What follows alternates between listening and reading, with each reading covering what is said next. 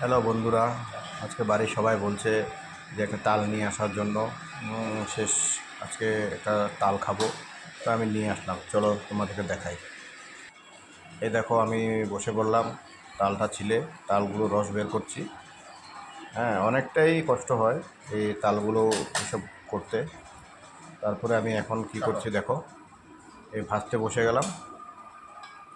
ভাজতেছি, অনেক গরম, এদিকে কারেন্ট ছিল না, তো গরমের মধ্যে ভাজছি।